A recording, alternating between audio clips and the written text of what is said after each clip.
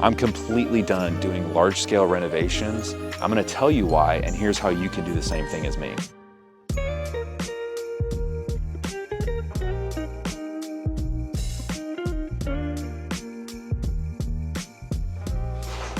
I've seen better days though.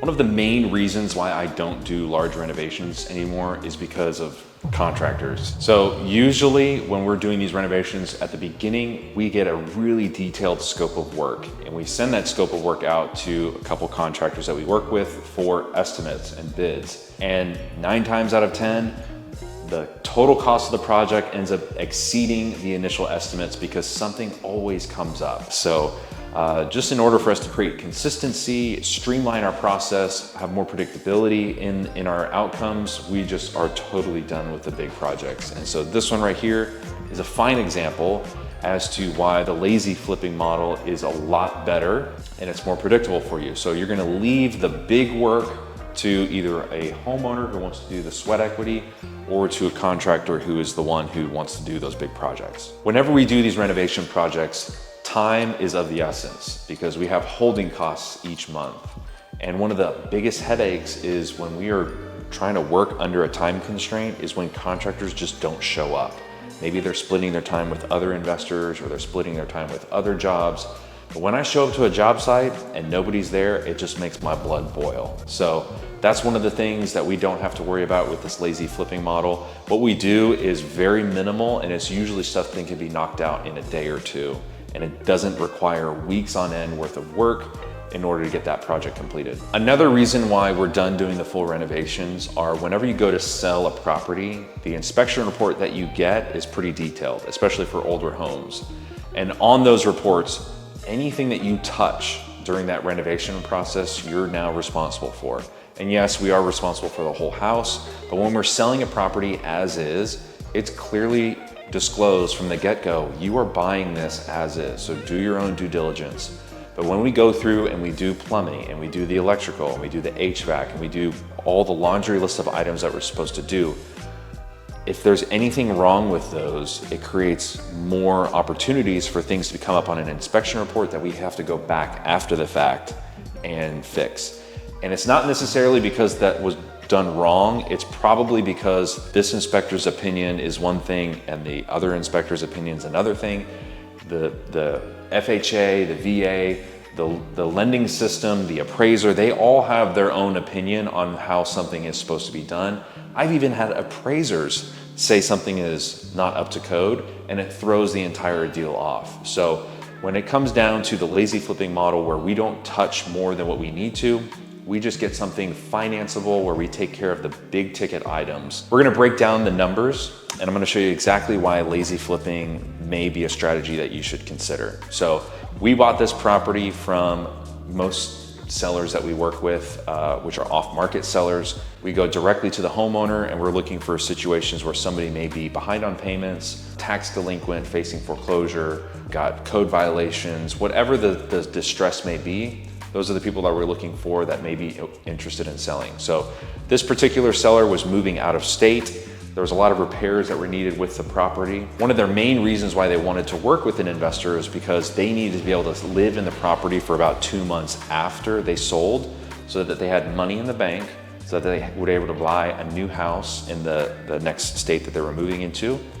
and a little bit of time to get packed up and move. So as you can see in the pictures, it was really messy. Smells like animals. I can't believe how many dogs were actually living in this house, but it surprises me every time when somebody lives in conditions like this. But what we were able to do is we purchased the house. We gave them about 2 months after we purchased it to still live in the property. And then once we got possession for it, we got to work cleaning the property up. We cleaned up the landscaping outside. We completely trashed out the property. I think we filled up about 4 dumpsters full of trash in this property. And then we had a crew come in and just do a nice deep clean on the property to try to get rid of the gross, obvious smells and things like that that are big distractions for when people are walking through. And so we basically provided somebody with a blank slate. And so at the purchase on this property, we bought it for $140,000. And then by the time we got finished with all the cleanups, the dumpsters, the cleaning fees, everything, the landscaping. We spent about $8,000 on that. So we listed this property and ended up selling it for $200,000 to a cash buyer, and they closed in about a week and a half. So a pretty quick turnaround. So if we look at the numbers based off of what we purchased it for, the listing price, realtor commissions, holding costs, it shakes out to be about a $40,000 profit for us. And so for an average flip, that's a pretty good profit margin to shoot for. So I will do deals like this all day long because we're not opening up walls. When people walk through it, it is what it is. And they're responsible for all of the fix up and repairs after us. So what is lazy flipping? I'm gonna tell you. It's properties that we buy where we get it to the point where it's financeable for an end buyer, listed on the market, or we're just taking a distressed property, putting it on the MLS to advertise to the biggest buyer pool out there of buyers. So the people that want to browse property on Zillow, realtors that are looking for distressed properties for their buyers, it opens it up to a buyer pool that is just way bigger than what our off-market buyers list is. For a lot of people in this market climate right now, the interest rates have priced many out of the market. So what we're offering with these properties are those that are willing to put in the sweat equity to be able to purchase properties at significant discounts in a price point that they can afford. So in markets where interest rates are high, it's pricing out a lot of people. And so when we put these properties on the market, we're giving the opportunity for home ownership to people that can't afford properties that are this size in these locations, but they can if it's something that they're willing to do the fix-up work on. So normally when you're buying a property that needs a lot of work, there are certain conditions that different lenders need in order to be able to finance it. And so there's some big ticket items that we have to take care of in order to get it financeable. And so most buyers, the people that are willing to do the sweat equity work, can't get properties like this unless it's in a condition that's financeable. To summarize, we find a property that needs a lot of work off market. It's usually filled with trash. We clean it out and we get it to the point where it's presentable and financeable to the banks, so that buyers who can't afford property on the market right now have the opportunity to finance property at significant discounts, put in the sweat equity, and come in at the end of the project and have a lot of equity in their house that are usually in locations that are more desirable than what they can afford in their price point because of interest rates. So I was just ready to go to bed. Just cozied right up next to Christy. And I got this voicemail that there's water spewing everywhere from my house. So I had to drive all the way up to Salisbury, check it out, and this is what we found.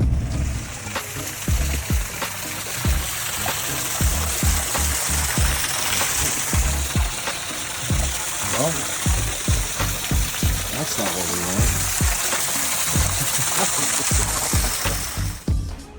Tell you what.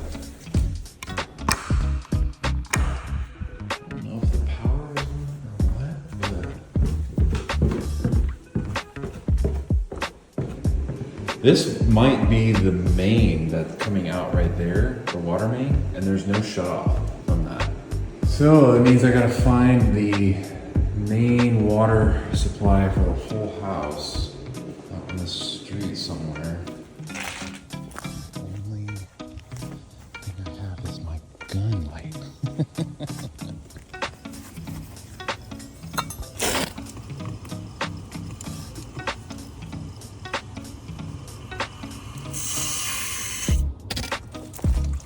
Mission accomplished. Water is turned off. I don't know what they had in there, like a plastic bag or something like that. That was plugging up, but that whole fixture is like completely blown out. Leaking into the window well here.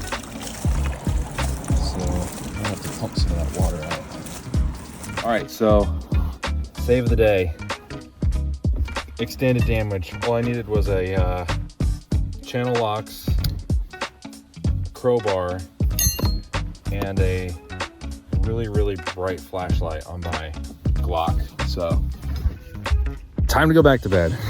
Whenever we're buying properties, we want to make sure that we're buying properties that are asymmetric to the upside. We want to make asymmetric bets. So what that means is we want to buy properties where they're basically a no-brainer, And usually what that looks like is they're ones that we have multiple exit strategies on. So with this one, even if it was something where we didn't want to do the full renovation and it's something that sat on the market, we knew that based off of our buy price that we could still go through and do the full renovation and come out profitable. So when we go into it, we run the numbers in multiple ways.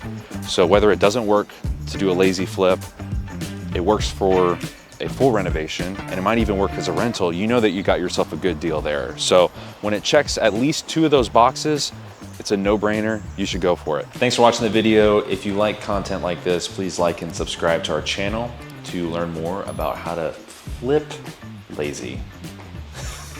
Gosh, is that like roach poop that's on that? I mean, look at this. This is like a 9-foot ceilings in the basement. This house is huge. Tons of potential. The right person, which is not me.